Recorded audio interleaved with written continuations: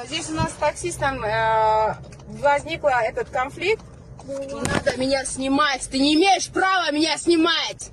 Убери свою камеру. Я говорю, не орите на Убери меня. камеру, говорят. Я говорю, не орите на меня. Ты моих детей пугаешь. Я ваших детей не пугаю. Это вы Как пугаете. здесь, блин, у нас придется, у меня 2 детей. Начинает меня на меня руки поднимать. Астафираллах. Да. Я не знаю, где он, не знаю, где-то нас остановил, он нас задерживает. Я задерживаю вас. Руки уберите, пожалуйста, руки уберите. Руки уберите. Дети мои пугаются. Я вас еще не трогал. Я вас еще не трогал. Я вас не трогал, девушка. Я вас еще не трогал.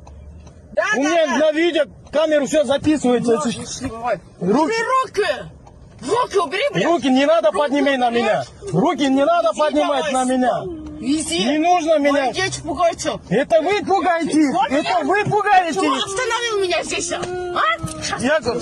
Подожди. Ты идешь со мной? Сделай, да? Люди! Помогите! Меня убивают! Помогите! Что я сделал? Скажите, что я сделал? Assalomu alaykum akaxonlarim, jigarlarim, opaxonlarim, ukaxonlarim.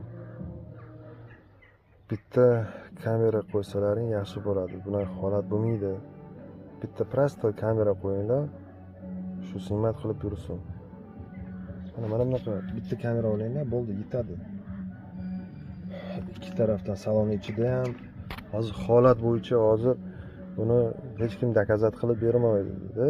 Chunki hozir по-любому ayol kishi zaylon yozsa agar kim neprav, водитель neprav bo'ladi 100%.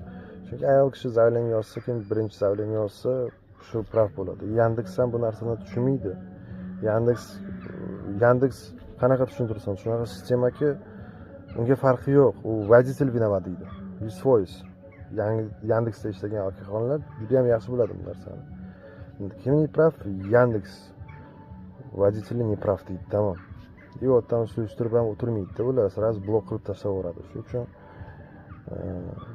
o'tiradi klientlar, vaznikat qiladi shunaqa. Lekin ko'p holatda erlar bilan urushganmi bular bilmayman, alamini kimdan olishni bilmaydi.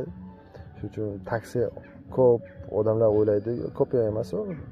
Yandex ishlagan odamlar odam emas deb. U aytmaydi, u kechasi shunaqa tanishlari borki, akaxonlar davlat ishida ishlaydi. Даже men shunaqa odamlarni uchratganman. Juda ham lavozimi normal odamlardi. Yuradi. O'zi ishlaydi. Kechasi chiqib zerikib qolganda. Bu yerda yomon joyi yo'q. Bu haqqini halol qilib olayotgan insonlar.